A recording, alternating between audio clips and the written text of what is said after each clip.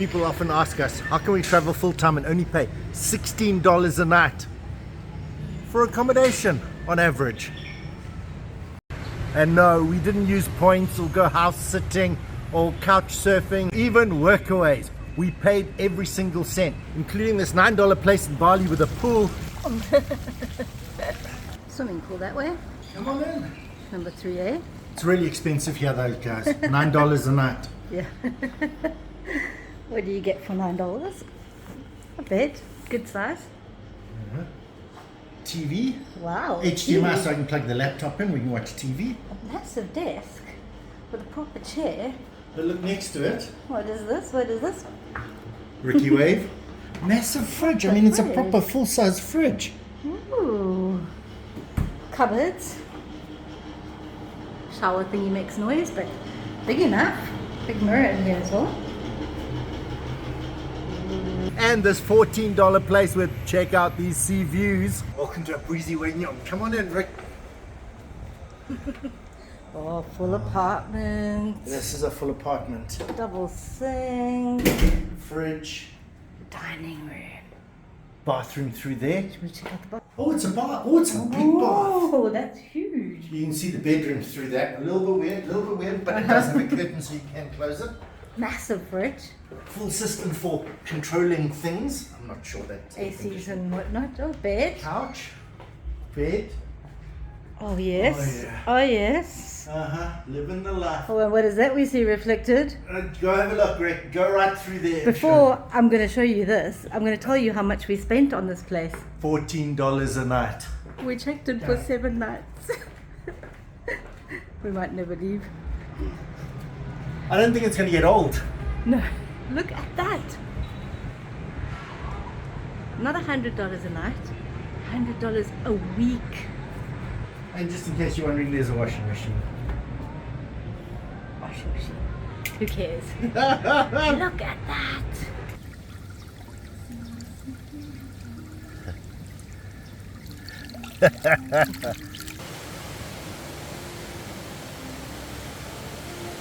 In this video, we'll show you exactly how we do it.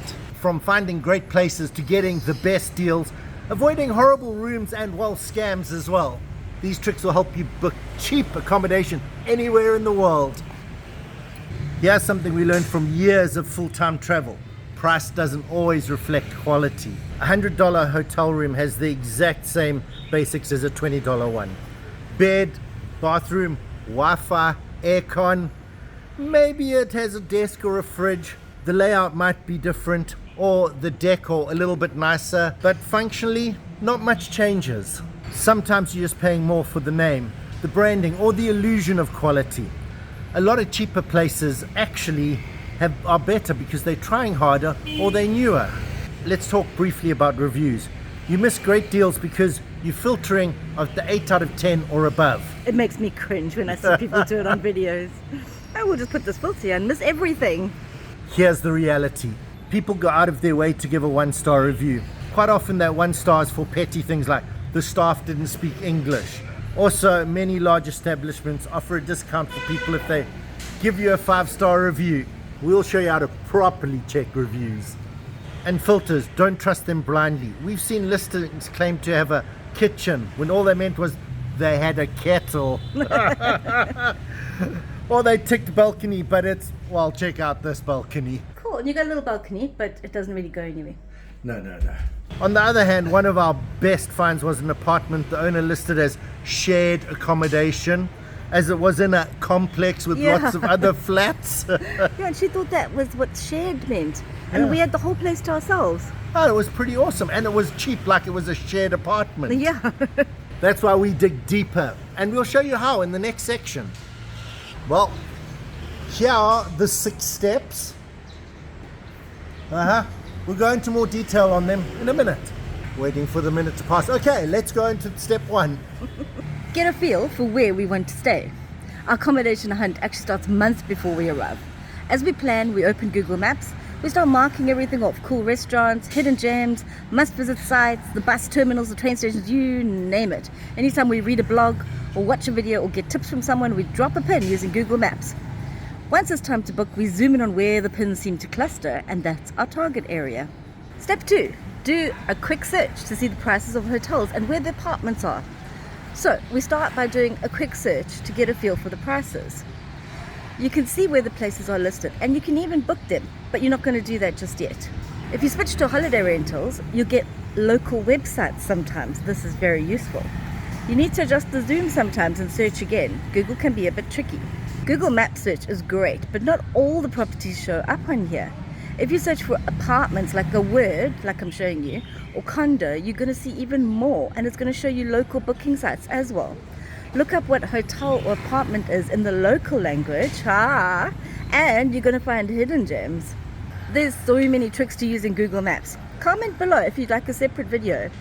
And also, if these tips are saving you any money on your accommodation, feel free to buy us a coffee using the link in the description. Very important when you're traveling, make sure you check the date you're searching. It changes things a lot. Also, try not to travel in peak season if you're on a budget. Use Google Hotels. This is a great tool. Click on a date and you can see all the variations on pricing. Step 3, look for discounts and deals. Alright, booking.com. Find the place where it says offers. Save on stays. Now it's mostly going to match your latest search history. So if you look here, Ho Chi Minh City from $9 US, Hanoi, Bangkok from 11 a night. What? 4? Gotta find some great deals here. Okay, it's sometimes tricky to find the Google site with the travel, but if you actually Google travel, and make sure you're not going to a sponsored one, google.com/travel. You're going to get good flights here as well, plus accommodation deals. So on the accommodation deals, you go over to hotels, and then you want to, it goes with all these filter things, which you can use. Scroll over until you see offers. They like to hide it. Offers, special offers. Wait for it. Look at this now. So now they're going to pop up with these amazing special offers. This is a way to get great deals. Step 4, a deep dive into finding all the options. Yeah, before we just did a quick search for places on Google Maps, but now we're going to check further. We only really do this if we're staying more than a week. We wouldn't bother otherwise. Airbnb is still important. In many areas, it's not interfering with the local accommodation supply. Places are specifically built for tourists. Okay, this one, perfectly fine for Airbnb. This is an hut building, which is now not okay for Airbnb, for people to live in. Airbnb.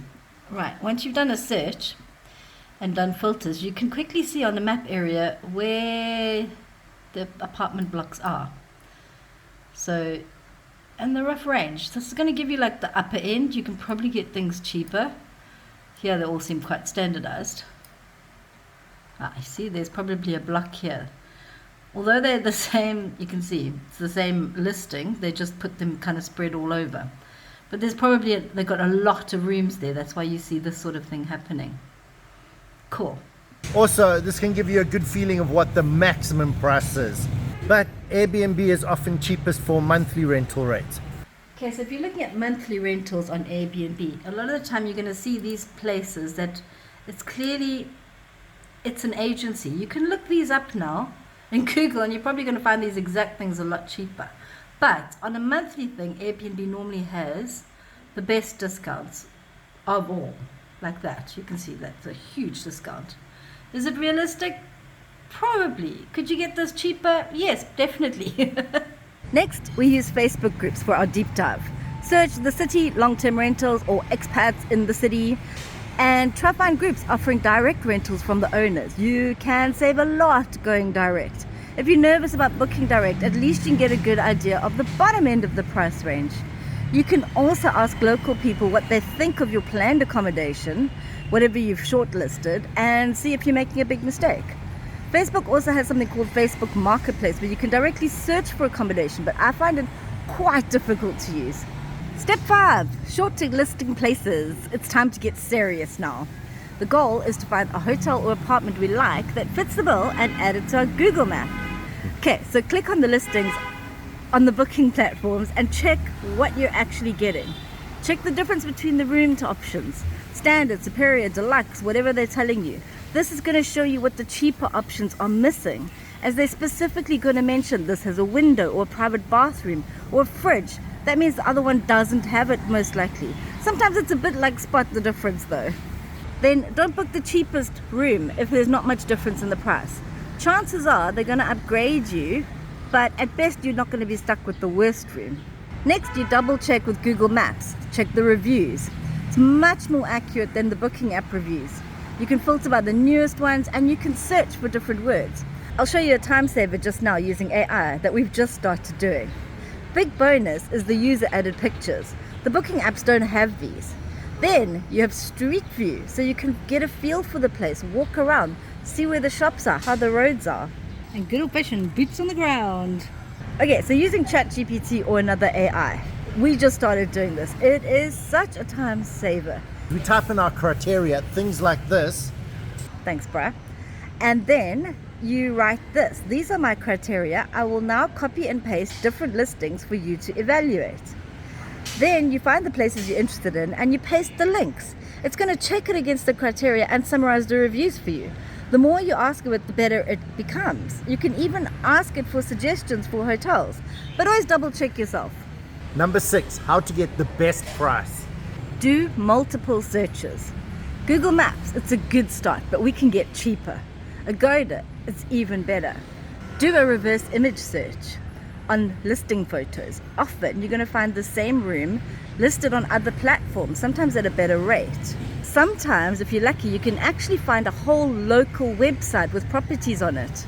If you notice that there's a host managing multiple listings, chances are they're a property manager and they can have other options. You can find a way to contact them directly using reverse image search. Use cache to your advantage. Not cache, the other type of cache. Add your listings to your favorites or to your cart, and then you're going to receive notifications about price drops. You'll also see special offers pop up on your Facebook. You need to look out for the message, this is our lowest price, we'll match any rate.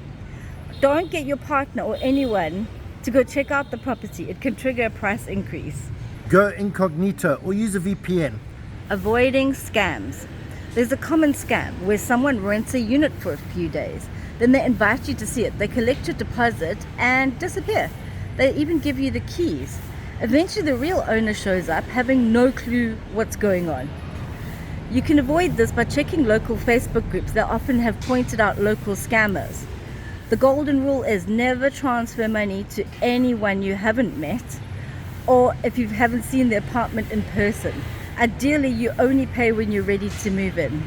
I know it's a lot of work, but we have literally saved thousands of dollars in the last few years just doing these techniques, so it is totally worth it. If you enjoyed this, give us some comments. We do answer them. If you need any help, let us know. And also, you can buy us a coffee. Thanks for watching, everyone.